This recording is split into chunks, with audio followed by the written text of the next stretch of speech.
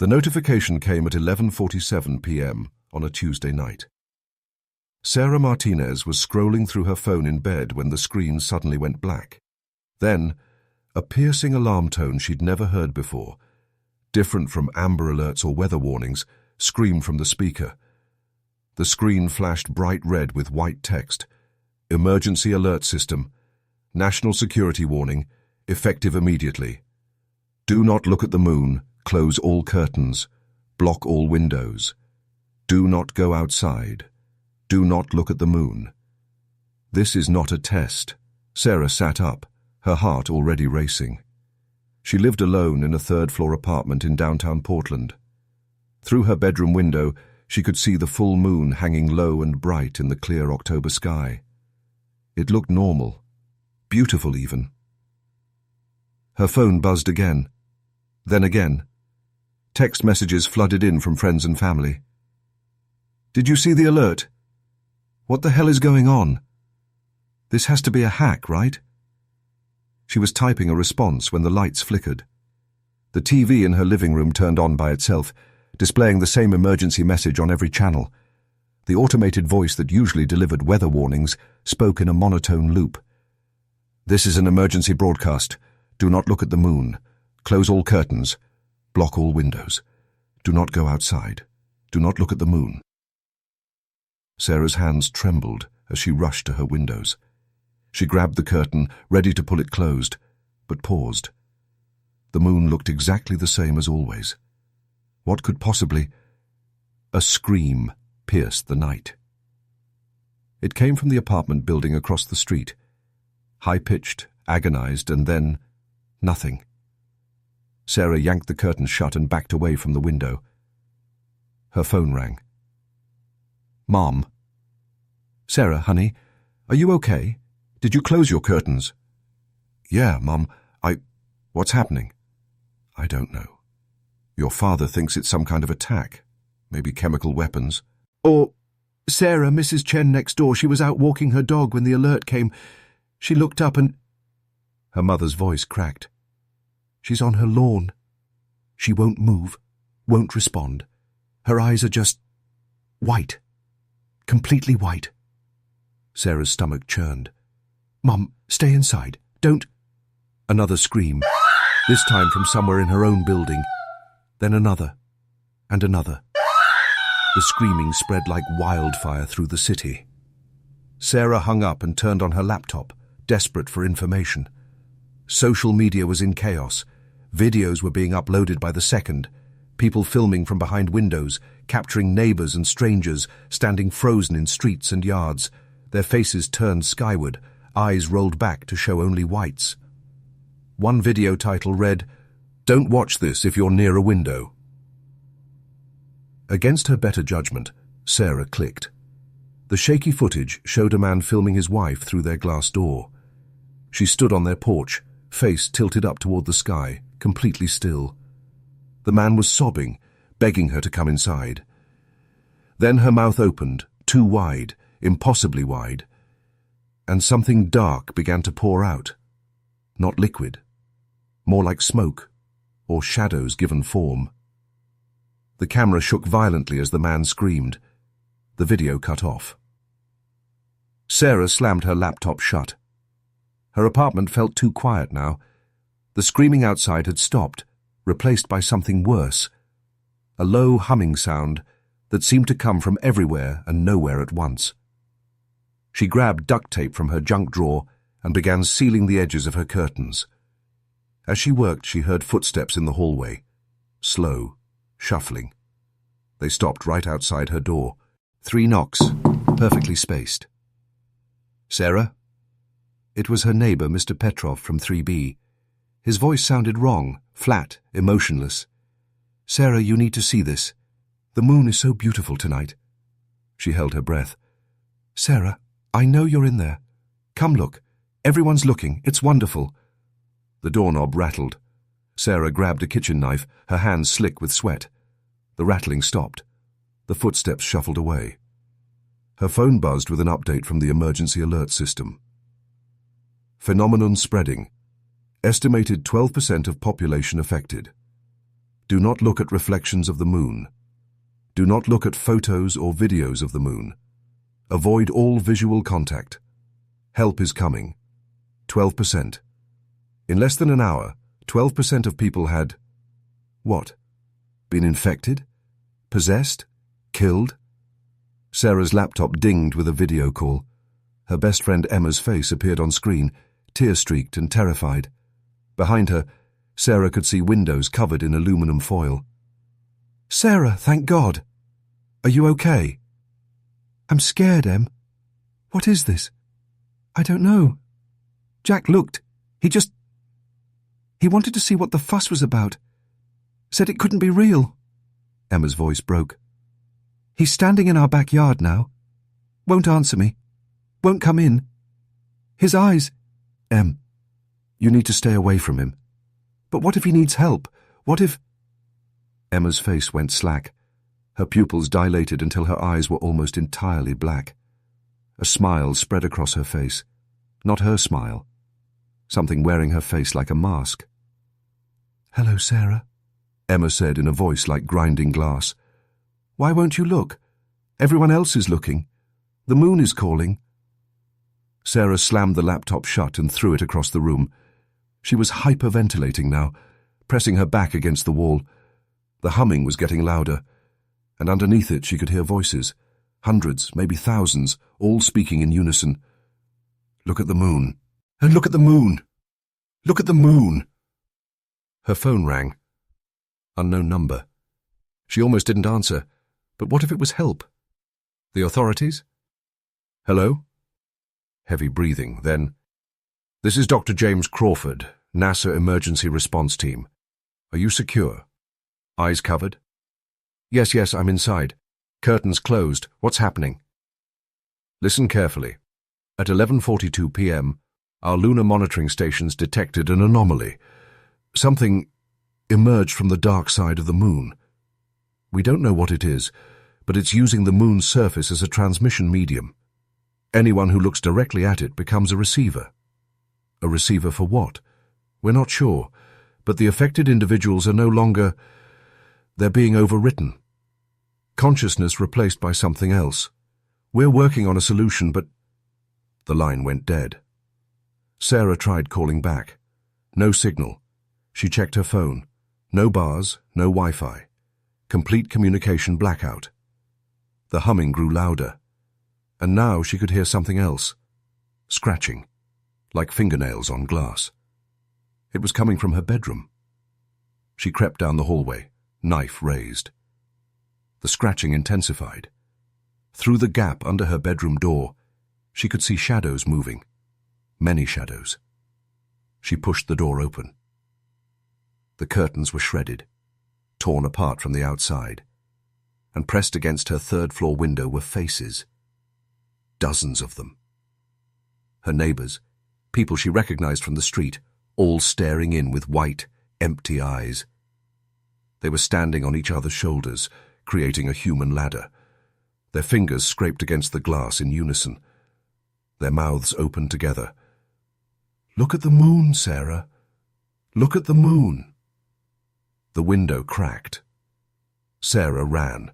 She grabbed her emergency backpack, earthquake supplies she'd never thought she'd need, and bolted from her apartment. The hallway was full of people standing perfectly still, all facing the same direction, toward the windows at the end of the hall. She kept her eyes down and ran for the stairwell. Behind her she heard glass shatter. The stairwell was pitch black. The emergency lights had failed. Sarah used her phone's flashlight, taking the stairs 3 at a time. On the second-floor landing, a child stood in the corner. Maybe 7 years old, pajamas covered in cartoon dinosaurs. "I can't find my mummy," the child said without turning around. "She went to look at the pretty moon." Sarah's heart broke, but she kept moving. She burst through the ground-floor exit into the parking garage. Her car was 20 feet away. She could make it. She could. The garage gate was open. Moonlight spilled across the concrete like a silver flood. Sarah squeezed her eyes shut and ran blind, hands outstretched. She hit her car hard, fumbled for the handle. The keys were in her pocket. She could do this. She just had to... A hand grabbed her wrist. "Sarah." It was her own voice. "Open your eyes, Sarah. I'm here to help you." She kept her eyes screwed shut, yanking her arm free. She found the car door, threw herself inside, started the engine. She'd have to drive blind until she cleared the garage. "You can't escape the moon, Sarah," her own voice said from outside the car. "The moon is everywhere. The moon is everything now." Sarah floored it. She felt the impact as she hit something, someone, but didn't stop. She burst out of the garage into the city streets, eyes still closed, driving by memory and prayer.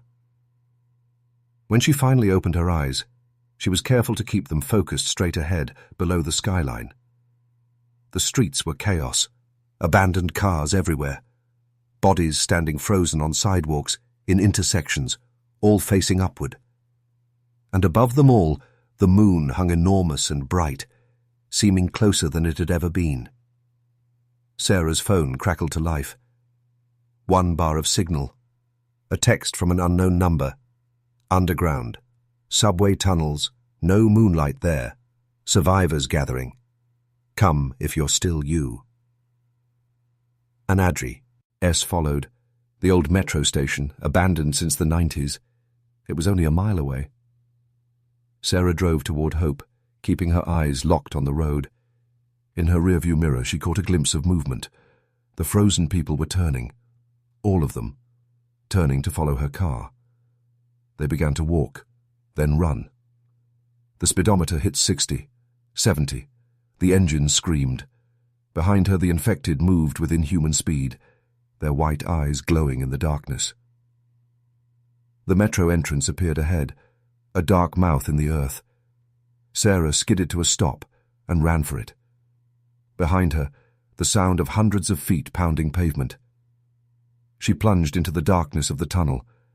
Hands grabbed her, human hands, warm and desperate. They pulled her deeper into the black. "Did you look?" A woman's voice, terrified. No, I didn't look." "Thank God. We've got maybe 50 people down here. The tunnels go for miles. No way for moonlight to reach.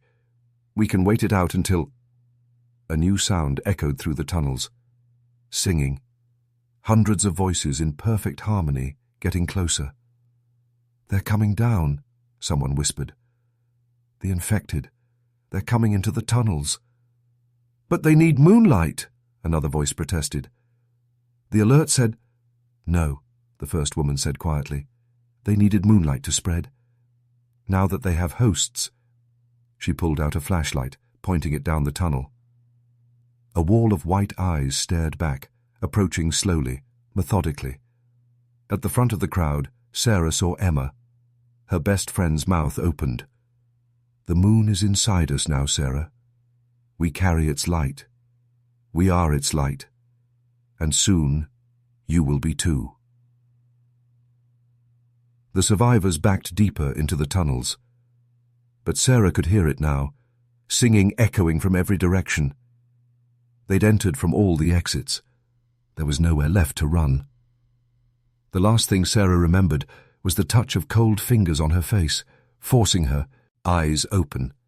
And then the light, beautiful, terrible, all-consuming light that poured into her mind and washed everything away. Above ground the moon continued to shine, and one by one the last pockets of resistance fell silent. By dawn, every human on Earth stood still and quiet, faces turned skyward, waiting for instructions from their new home among the stars. The emergency alert system gave one final broadcast before going dark forever. Do not look at the moon. The moon has already looked at you. But Sarah's consciousness wasn't gone, not entirely. She floated in a vast silver sea, aware but helpless, watching through her own eyes as her body moved without her command. She could feel others there with her, millions of minds trapped in the same luminous prison. "We're still here." Emma's thoughts brushed against hers. "All of us who looked. We're not dead. We're passengers. Sarah tried to scream but had no mouth. Tried to move but had no body. She could only observe as her physical form climbed out of the tunnels with the others. Movements perfectly synchronized like a school of fish. The city had transformed overnight. The infected, the taken, as Sarah had begun to think of them, worked with eerie efficiency. They dismantled communication towers, destroyed satellite dishes, burned books and computers. Anything that could record or transmit information about what had happened. They're covering their tracks, Sarah realized, making sure no warning reaches anyone who might have sheltered underground. Days passed in a silver haze. Sarah's body didn't eat, didn't sleep, didn't drink.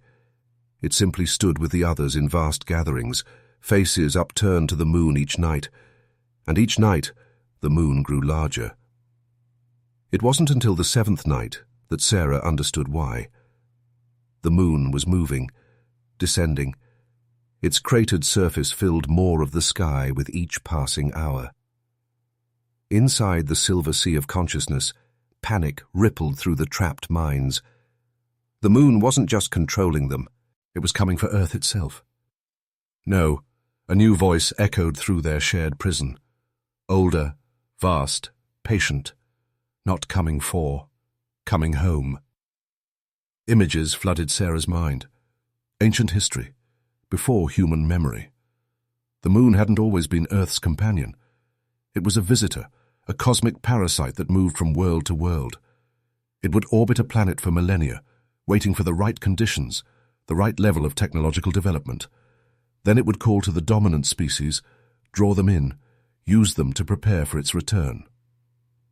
"We are the excavators," the voice continued. "You will dig. You will clear the landing sites. You will prepare the way." Sarah's body was already moving, joining thousands of others walking toward the city's industrial district. Their hands found tools, shovels, pickaxes, heavy machinery. They began to dig. The hole grew rapidly. The taken worked without rest, their bodies somehow sustained by the silver light that flowed through them. Those who collapsed were simply moved aside, their purpose served. More always came to take their place. Sarah watched helplessly as her hands blistered and bled, as her muscles screamed in protest. But her body felt nothing, showed no pain. It just kept digging. By the 10th night, the excavation was massive, a perfect circle 5 miles across, reaching down into the Earth's mantle. Similar holes were being dug across the globe. Sarah could feel them through the shared consciousness, a network of wounds in the planet's surface. The moon filled half the sky now. Its surface wasn't grey anymore, but writhing, alive. What Sarah had taken for craters were opening, enormous eyes, each one the size of a city.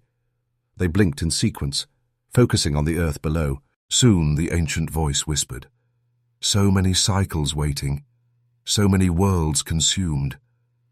This one will feed us for millennia." But something else stirred in the silver sea. Resistance. Not from the human minds.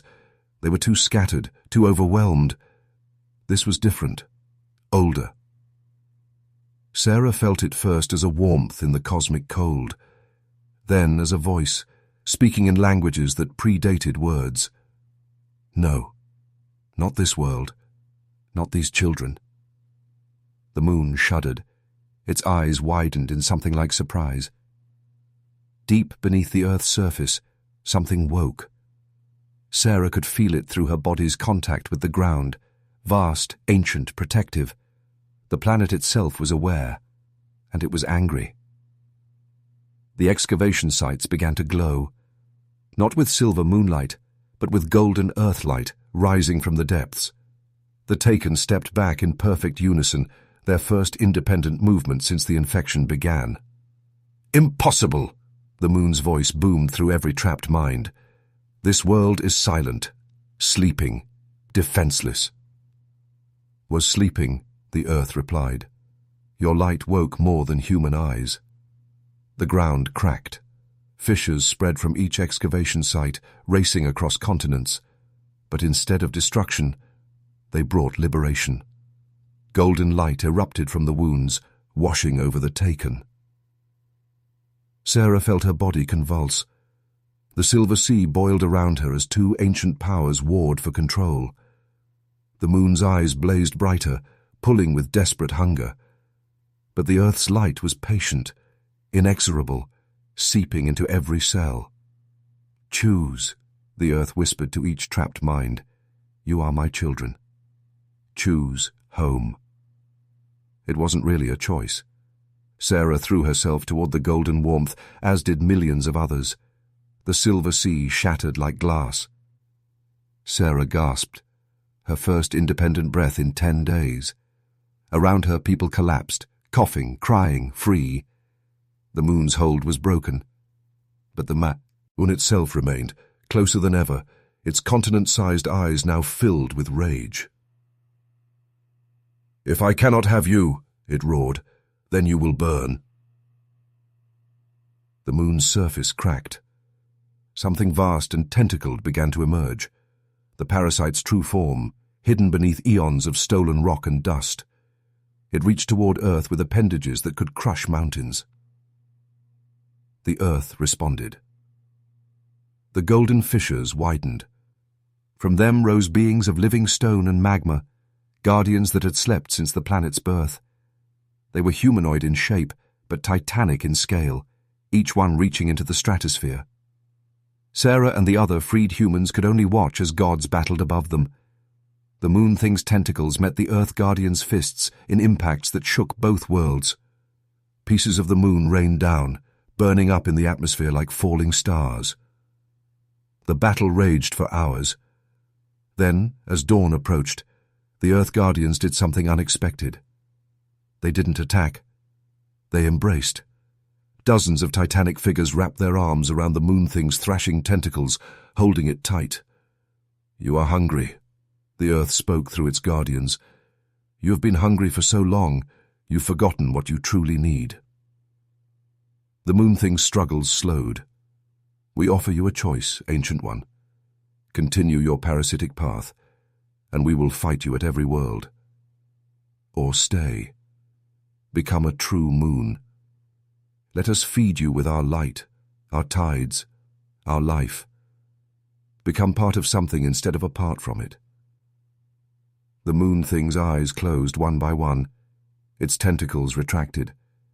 Slowly, painfully, it began to return to its orbital position. But something had changed. The malevolent silver light was gone, replaced by a softer, warmer glow. "I accept." The moon's voice came one last time, smaller now, almost vulnerable. "I am tired of hunger." The Earth Guardians sank back into their fissures, their task completed. The cracks in the ground sealed, leaving only scars to mark where they had emerged. Sarah found herself standing in a crowd of confused, traumatized survivors. The city was in ruins. Bodies of those who hadn't survived the possession lay scattered among the debris. But they were alive. They were free. Her phone, miraculously still in her pocket, buzzed with an official alert. "Emergency broadcast system. All clear. The lunar anomaly has been resolved. Seek medical attention if you experience symptoms of prolonged exposure. Recovery centers are being established at..." Sarah didn't read the rest. She was too busy staring at the moon, now rising normally in the morning sky. It looked different somehow. Peaceful, like a guard dog that had finally found a home. Emma stumbled over to her, clothes torn, face streaked with dirt and tears. They embraced without words. "Did that really happen?" Emma finally whispered. Sarah nodded, still looking up. "The Earth saved us. The actual Earth." "What do we do now?" It was a good question. How did you rebuild after learning that cosmic horrors were real? That the planet itself was alive? That humanity had survived only through the intervention of forces beyond comprehension? "We remember," Sarah said finally. "We rebuild. And we get ready. Ready for what? Sarah thought of the moon's memories, the glimpses she'd seen of other worlds, other parasites sailing through the dark between stars. For whatever else is out there. We're not alone, Em. Not even close. But neither is Earth. They stood together as the sun rose, washing away the last of the silver light.